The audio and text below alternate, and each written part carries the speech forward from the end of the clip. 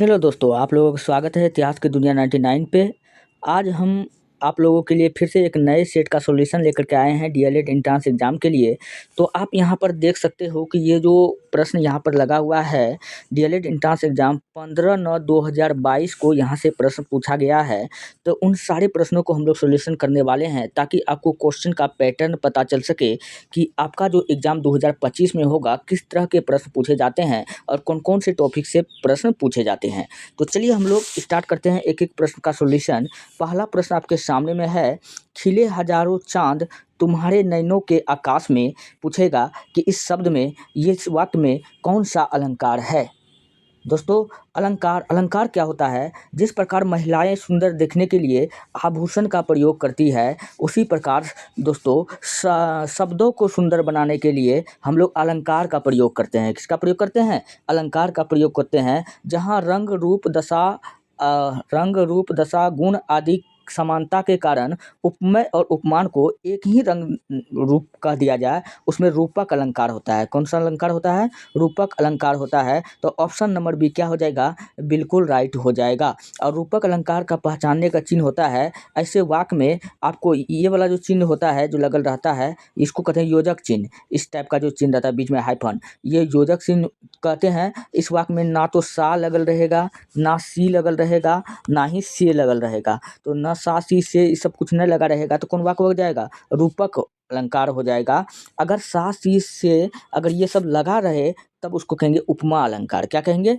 उपमा अलंकार कहेंगे। चलिए बढ़ते हैं। उम्मीद करते हैं कि आपको समझ में आ गया होगा। और इसी तरह के अगर मैं दूसरा एग्जाम्पल दूँ, अगर आप एक प्रश्न मैं आपसे पूछता हूँ कि खान सर विकास दिव्यकीर्ति सर के जैसे पढ़ाते हैं। खान सर विकास दिव्यकीर्ति सर के जैसे पढ़ाते हैं। तो मतलब इसके जैसा ही नहीं कर दिए, तुलना नहीं कर दिए हम। जब रंग रूप दशा गुण का एक समान कह दिए, तो खान सर किसके समान हो गया? विकास दिव्यकीर्ति सर के समान हो गया। तो ये हो गया, क्या हो गया? इसमें कौन सा अलंकार हो जाएगा? रूपक अलंकार हो जाएगा। और चलिए बढ़ते हैं। नेक्स्ट अगला है, गड़े मुद्दे उखाड़ना मुहावरा का सही अर्थ होता है। तो गड़े मुद्दे उखाड़ना मुहावरा का जो सही अर्थ होता है, क्या होता है? तो इसका सही अर्थ होता है दबी हुई बात को फिर से उभारना। ऑप्शन नंबर डी क्या हो जाएगा? बिल्कुल राइट हो जाएगा। नेक्स्ट प्रश्न है, इनमें से कौन सा वाक्य अशुद्ध है? यहाँ पे गलती आपको खोजना है। उसने अपने देश के लिए बलिदान दिया, इन दोनों में यही अंतर है। मुझे दरभंगा जाना है, अब विंध्याचल पर्वत हरा भरा हो गया। यहाँ पर दोस्तों मिस है, तो यहाँ पर गलती है। हो गया नहीं, हो गया होगा। तो अब विंध्याचल पर्वत हरा भरा हो गया होगा। तो ये ऑप्शन नंबर डी क्या हो जाएगा? बिल्कुल राइट हो जाएगा। चलिए बढ़ते हैं। नेक्स्ट अगला है कि जितने कष्ट कंटकों में हैं, जिनका जीवन सुमन खिला, गौरव ग्रंथ उन्हें उतना ही, यत तत्र सर्वत्र मिला। इसमें पूछ रहा है कि कौन सा अलंकार होता है। तो इसमें जो अलंकार है, इसमें रूपक अलंकार है। कौन सा अलंकार है? रूपक अलंकार है। अभी भी मैंने आपको बताया, रूपक अलंकार जब रंग रूप दशा गुण आदि को एक समान बता दिया जाए, उपमेय और उपमान को एक समान कह दिया जाए, और साथ साथ योजक चिन्ह न आए, सा सी न आए, तो ऐसे कौन सा अलंकार होता है? तो उसको हम लोग रूपक अलंकार में रखते हैं। तो जिसे हमने आपको बताया था कि खान सर दिव्यकीर्ति सर के जैसे पढ़ाते हैं, तो मतलब क्या हो गया? इसके समान ही ना हो गया, खान सर के समान हो गया दिव्यकीर्ति सर। तो इसमें कौन सा अलंकार हो जाएगा? रूपक अलंकार हो जाएगा। वहीं अगर सा से सी जब लगा रहे, जैसे रहेगा फूलों सा चेहरा तेरा, कलियों सी मुस्कान है, अगर सा से सी जिस वाक्य में लगा रहेगा, उसमें उपमा अलंकार होता है। याद रख लेना है, उपमा अलंकार में क्या लगल रहेगा? योजक चिन्ह लगल रहेगा, सा से सी लगल रहेगा। तो फूलों सा चेहरा तेरा, इसमें कौन सा अलंकार है? उपमा अलंकार है। अच्छा, फिर उसी तरह का प्रश्न हो जाएगा, मखमल के झूले से पड़ा हाथी सा टीला। ये भी प्रश्न आपका डीएलएड एग्जाम में पूछा हुआ है कि मखमल के झूले पड़ा हाथी सा टीला। और यहाँ पर देखिए सा से सी आ गया, तो सा हमको दिख न गया, तो कौन सा अलंकार हो जाएगा? उपमा अलंकार हो जाएगा। कुछ नहीं सोचना है, जिसमें सा से सी दिख जाए, योजक चिन्ह दिख जाए, उसमें कौन अलंकार होता है? उपमा अलंकार होता है। जिसमें नहीं दिखेगा वो रूपक अलंकार होगा। साथ साथ ये भी दिमाग में रखना है कि रंग रूप दशा गुण को एक ही कह दिया जाएगा। चलिए बढ़ते हैं नेक्स्ट। अगला प्रश्न आपके सामने में है कि नेक्स्ट प्रश्न है नेक्स्ट प्रश्न है, निम्नलिखित में भाववाच्य का उदाहरण कौन है? भाववाच्य का उदाहरण कौन है? लड़का खाता है, तो ये तो कोई काम हो रहा है, क्रियावाच्य हो जाएगा। सीता नाचती है, ये भी कोई कार्य है। थोड़ी देर सो लिया जाए, हाँ ये इच्छा है, ये मन का भाव है। क्या है? यह मन का भाव है। तो ऑप्शन नंबर सी क्या हो जाएगा? बिल्कुल राइट हो जाएगा ऑप्शन नंबर सी। चलिए बढ़ते हैं नेक्स्ट। अगला है, पाई अपूर्व स्थिरता मृदु वायु न भी मानो अचंचल विमोमित हो बनी थी। इस पंक्ति में कौन सा अलंकार है? दोस्तों इस पंक्ति में कौन सा अलंकार है? अगर मैं इसको पहचानने का अगर नियम बता दूं, तो जिस वाक्य में मनो या मानू या मनहू या जनो, कितना बार आपको बता चुके हैं, जनो या जानू या जनहू, ये सब लगा रहे, वो कौन सा अलंकार होता है? वो अलंकार होता है उत्प्रेक्षा अलंकार। कौन सा अलंकार होता है? उत्प्रेक्षा अलंकार। तो ऑप्शन नंबर डी क्या हो जाएगा? बिल्कुल राइट हो जाएगा। चलिए बढ़ते हैं नेक्स्ट। अगला प्रश्न आपके सामने में है अगला प्रश्न, इनमें से कौन सा वाक्य अशुद्ध है? यहाँ पर आपको गलती छांटना है, अशुद्ध वाक्य को ढूंढना है। सफलता तुम्हें परिश्रम से मिलेगी, हाँ सफलता तुम्हें परिश्रम से मिलेगी। और है, फल काटकर बच्चे को खिलाओ, देश पटेल का सदा आभारी रहेगा, पानी से भरा एक गिलास लाओ। हाँ सफलता जो शब्द है यहाँ पर दोस्तों, सफलता एक पुल्लिंग शब्द है। सफलता कैसा शब्द है? ये पुल्लिंग शब्द है। यहाँ मिलेगी लगा दिया, मिलेगी क्या लग गया? स्त्रीलिंग शब्द लग गया, तो यहाँ गलती हो गया। पुल्लिंग के साथ हमको पुल्लिंग का प्रयोग करना है। तो सफलता तुम्हें परिश्रम से मिलेगा, मिलेगी नहीं होगा, क्या होगा? मिलेगा होगा। तो सफल यही गलत है। क्या है? ऑप्शन नंबर एक गलत है। तो इसलिए आंसर भी यही हो जाएगा ऑप्शन ए, सफलता तुम्हें परिश्रम से मिलेगी नहीं, मिलेगा। चलिए बढ़ते हैं नेक्स्ट प्रश्न। अगला प्रश्न आपके सामने में है, किस अलंकार में एक ही शब्द अनेक अर्थों का बोध कराता है? अब कौन सा अलंकार है जिसमें एक शब्द का अनेक अर्थ निकलता है? तो ऐसे अलंकार को भैया हम लोग कौन सा अलंकार कहते हैं? तो चलिए हम लोग देख लेते हैं फटाफट इसमें। तो उसको हम लोग कहते हैं पढ़ते हैं, किस अलंकार में एक ही शब्द अनेक अर्थों का बोध कराता है? तो उसको कहते हैं मानवीय अलंकार। तो ऑप्शन नंबर ए क्या हो जाएगा? बिल्कुल राइट हो जाएगा। अब मानवीय अलंकार में क्या होगा कि एक ही शब्द का अनेक अर्थ होगा। जैसे अगर कह दिया जाएगा कि आया सावन नहीं मानवीय अलंकार, तो मानवीय अलंकार का चलिए यहाँ इसका राइट आंसर ये हो जाएगा, ऑप्शन नंबर ए हो जाएगा। अच्छा, और मानवीय अलंकार का पहचानने का नियम है कि जब भी कोई चीज़ का तुलना प्राकृतिक चीज़ों से करेगा, जैसे आया सावन झूम के, आया सावन झूम के, आया सावन झूम के, देखिए सावन क्या है? प्राकृतिक चीज़ है। तो इसमें कौन सा अलंकार हो जाएगा? मानवीय करण अलंकार हो जाएगा। तो ऑप्शन ए क्या हो जाएगा यहाँ पर? बिल्कुल राइट हो जाएगा। चलिए बढ़ते हैं नेक्स्ट। अगला प्रश्न आपके सामने में है,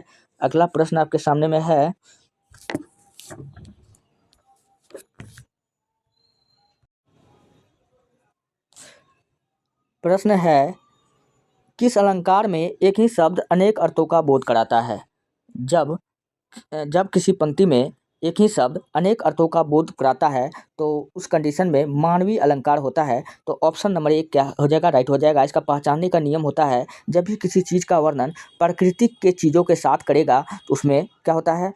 मानवीकरण अलंकार होता है। जैसे अगर आपको कह दिया जाए कि आया सावन झूम के, आया सावन झूम के, तो यहाँ सावन क्या है? प्राकृतिक चीज़ है। तो प्राकृतिक चीज़ से तुलना कर रहा है, तो इसमें कौन सा अलंकार हो जाएगा? मानवीकरण अलंकार हो जाएगा। चलिए बढ़ते हैं 10वां नंबर के प्रश्न की ओर। तो चलिए 10वां नंबर का प्रश्न यहाँ पर हम देख लेते हैं क्या है। तो प्रश्न है, जब से है आँख लगी तब से न आँख लगी में कौन सा अलंकार है? इसमें अलंकार आपको खोज रहा है। तो यहाँ पर देखिए कि यहाँ पर एक ही शब्द का बार बार रिपीटेशन हो रहा है। एक ही शब्द का क्या हो रहा है? बार बार रिपीटेशन हो रहा है। जब एक ही शब्द का बार बार रिपीटेशन होगा तो हम क्या कहेंगे, विरोध उत्पन्न करेगा, और उसको हम लोग किस में रखेंगे, विरोधाभास अलंकार में रखेंगे। तो ऑप्शन नंबर डी क्या हो जाएगा, बिल्कुल राइट हो जाएगा। अब देखिए, जब से है आँख लगी, मतलब आँख लगी मतलब होता है कि किसी के प्रति प्रेम आना। तब से न आँख लगी, तब से वो सो भी नहीं पा रहा है, मतलब एक तरफ वो अच्छा बता रहा है, एक तरफ कह रहा है कि हम नहीं सो पाए, तो दुख भी जाहिर कर रहा है। तो इनसे क्या होता है कि विरोध उत्पन्न हो रहा है। तो ऑप्शन नंबर डी क्या हो जाएगा, राइट हो जाएगा। चलिए बढ़ते हैं नेक्स्ट, अगला प्रश्न आपके सामने में है, छंद शब्द संस्कृत के किस धातु से बना है।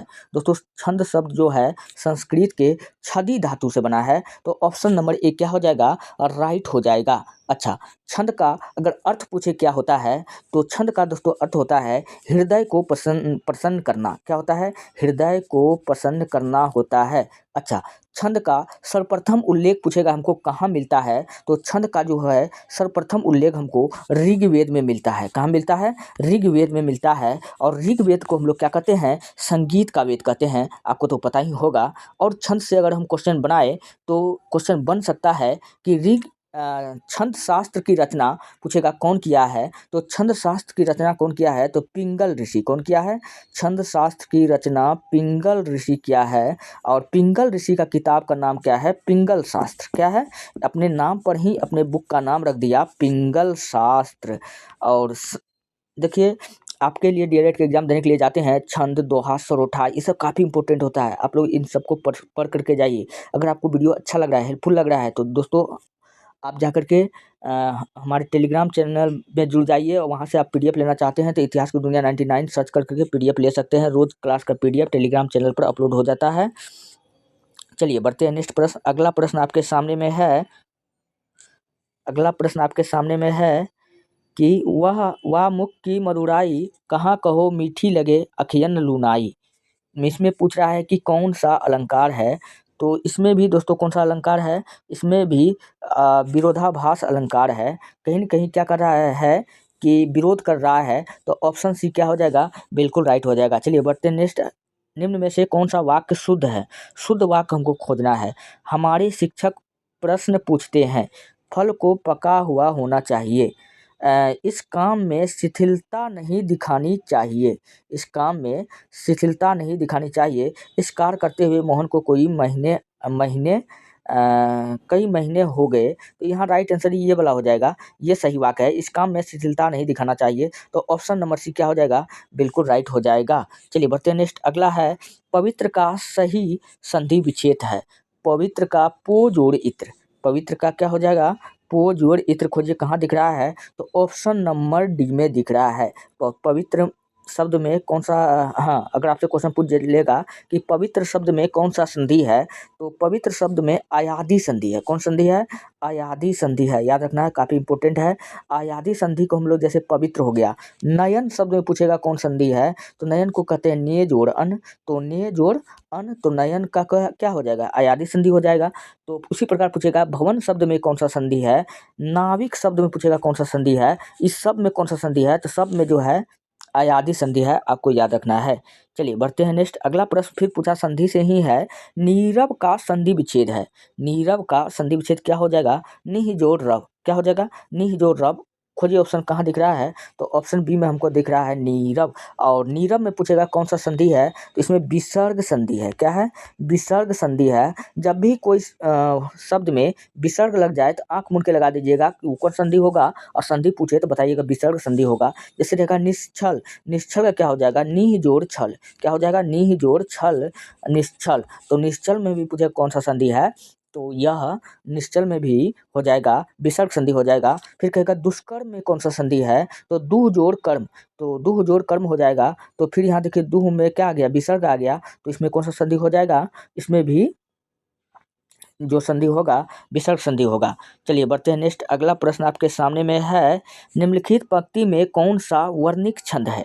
अच्छा, यहाँ पर वर्णिक छंद है, तो वर्णिक छंद कौन सा है, तो इंद्रवरजा जो है यहाँ पर ऑप्शन में, यही क्या है, वर्णिक छंद है। तो ऑप्शन नंबर ए यहाँ पर बिल्कुल राइट हो जाएगा, इंद्रवरजा। चलिए नेक्स्ट प्रश्न है, कुंभकर्ण निद्रा सोने वाले, स्वान निद्रा सोने वाले कहा गया है, इस कथन में शक्ति है। इस कथन में शक्ति क्या है? तो ए और बी दोनों है। नहीं, इस कथन में व्यंग किया गया है। क्या किया गया है? व्यंग किया गया है। तो ऑप्शन नंबर डी क्या हो जाएगा? बिल्कुल राइट हो जाएगा। चलिए, पुरातन का विलोम होता है दोस्तों। पुरातन मतलब होता है पुरातन मतलब होता है पुराना। क्या होता है? पुराना। पुराना का विलोम क्या हो जाएगा? नया हो जाएगा। नया तो नहीं दिख रहा है, लेकिन नया के जैसा शब्द हमको नवीन दिख रहा है। तो ऑप्शन नंबर सी क्या हो जाएगा? बिल्कुल राइट हो जाएगा, क्योंकि नवीन का मतलब ही होता है नया। चलिए, नेक्स्ट है, तत्पुरुष समास के कितने भेद होते हैं? तो तत्पुरुष समास के 6 भेद होते हैं। कितने भेद होते हैं? 6 भेद होते हैं। ऑप्शन नंबर डी क्या हो जाएगा? बिल्कुल राइट हो जाएगा। समास का अर्थ पूछेगा क्या होता है? तो समास का अर्थ संक्षेप होता है। क्या होता है? संक्षेप होता है। चलिए, बढ़ते नेक्स्ट। अगला प्रश्न है, निम्न में से कौन सा वाक्य शुद्ध है? शुद्ध वाक्य आपको चुनना है। कृपया आप ही यह बताएं। बी में है, देश की वर्तमान मौजूदा व्यवस्था अच्छी नहीं है। और सी में क्वेश्चन पूछा गया है, उसे मृत्युदंड की सजा मिली, देरी ना करना। इसमें कौन सा सही है? तो इसमें हाँ, जो होगा, कृपया आप ही देश की वर्तमान मौजूदा व्यवस्था अच्छी नहीं है। अच्छा, वर्तमान दिया तो मौजूदा कह दिया है, तो ऑप्शन नंबर ए क्या हो जाएगा? बिल्कुल राइट हो जाएगा। चलिए, बढ़ते हैं नेक्स्ट। 21 नंबर का प्रश्न है। 21 नंबर का, पंचतंत्र शब्द में समास बताइए। पंचतंत्र शब्द में कौन सा समास है? तो पंचतंत्र में आप यहाँ देख रहे हो कि पंच मतलब 5 होता है। क्या होता है? 5 होता है।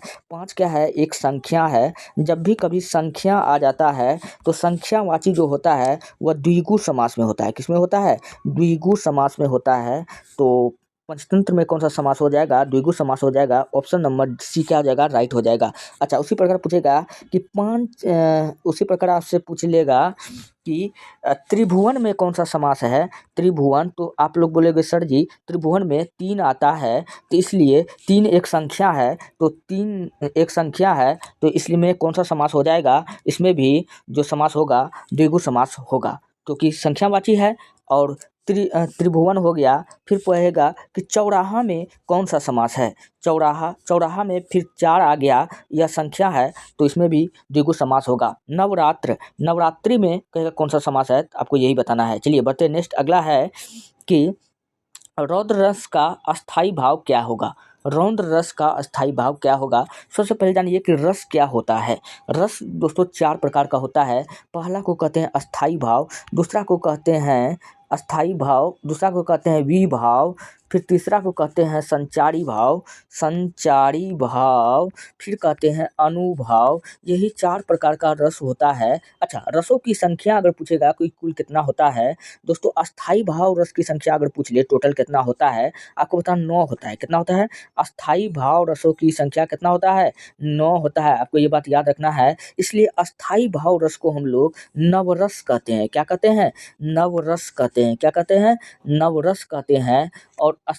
और ये जो नवरस है, कौन कौन है, मैं आज आपको बता देता हूँ। आप लोग फटाफट कॉपी पेन लेकर के नोट कर लीजिए, तभी आपका क्वेश्चन सॉल्व होगा। चलिए, तो 9 गो कौन कौन है? अगर आप यहाँ पे देखिए, क्वेश्चन देखिए कैसे आपके पूछा है कि रौद्र रस का अस्थाई भाव क्या होता है? रौद्र मतलब होता है गुस्सा। क्या होता है? गुस्सा। तो क्रोध हो जाएगा। क्या हो जाएगा? क्रोध हो जाएगा। फिर पूछेगा करुण रस का अस्थाई भाव क्या होगा? तो करुण का बताना है, शोक बताना है। क्या बताना है? शोक होता है।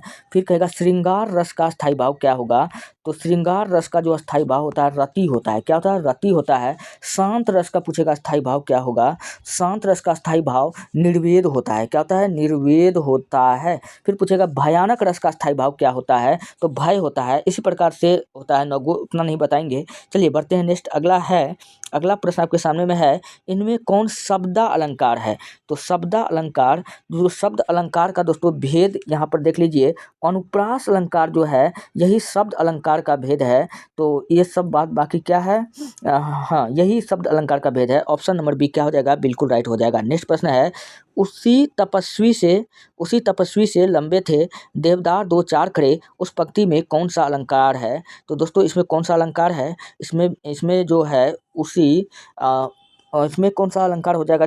इसमें हो जाएगा अनुप्रास अलंकार हो जाएगा। ऑप्शन नंबर 1 क्या होगा? राइट होगा। चलिए नेक्स्ट है, जिस वाक्य में एक उद्देश्य तथा एक क्रिया होती है वो क्या कहलाती है? अच्छा, वाक्य के दोस्तों 2 अंग होता है। कितना अंग होता है? 2 अंग होता है। एक को कहते हैं उद्देश्य, तो दूसरा को कहते हैं विधेय। क्या कहते हैं? उद्देश्य और विधेय, यही वाक्य के 2 अंग है। उद्देश्य होता है कि जिसके बारे में बात होता है, और जिसके बारे में जो भी बात होता है उसको हम लोग विधेय कहते हैं। तो आप लोग खोजिए यहाँ पर क्या कर रहा है कि जिस वाक्य में एक उद्देश्य या एक क्रिया होती है, तो जो वाक्य जो होता है दोस्तों, वाक्य वाक्य अच्छा, यहाँ वाक्य के प्रकार पूछ रहा है ना, तो हमको प्रकार का जवाब देना है। तो वाक्य जो है दोस्तों रचना के दृष्टि से 3 प्रकार का होता है। कितना प्रकार का होता है?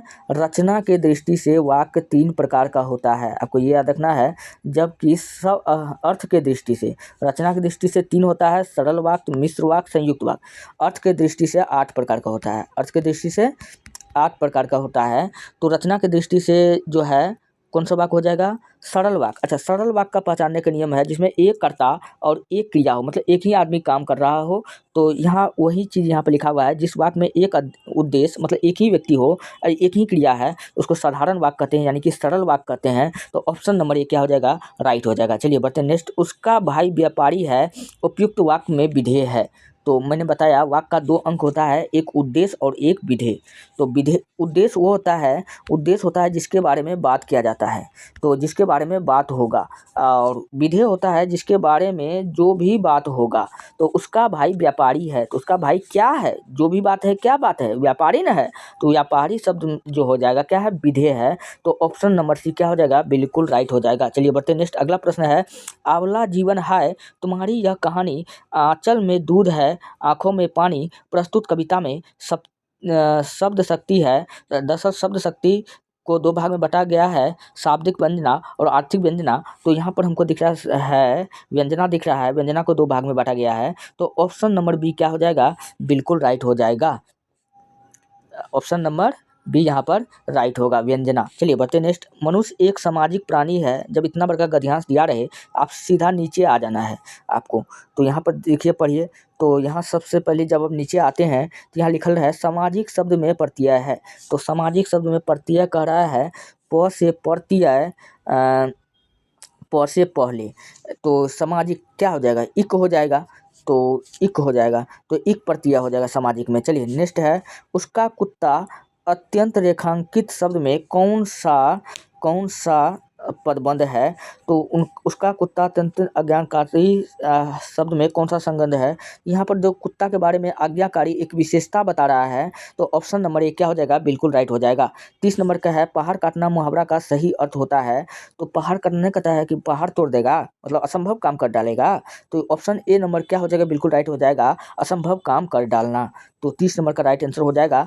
दोस्तों अब इसके बाद में जीके जीएस का प्रश्न बचा हुआ है, मैं जीके जीएस का सॉल्यूशन करवा दूंगा। तो दोस्तों आज यहीं पर रख देते हैं। आज हिंदी का मैंने टोटल सॉल्यूशन करवा दिया हूँ। नेक्स्ट पार्ट इसका देखने के लिए चैनल को सब्सक्राइब करके रखिए, वीडियो को लाइक करके रखिए। अभी तक आप हमारे चैनल पर नए हैं तो चैनल को सब्सक्राइब करके रखिए।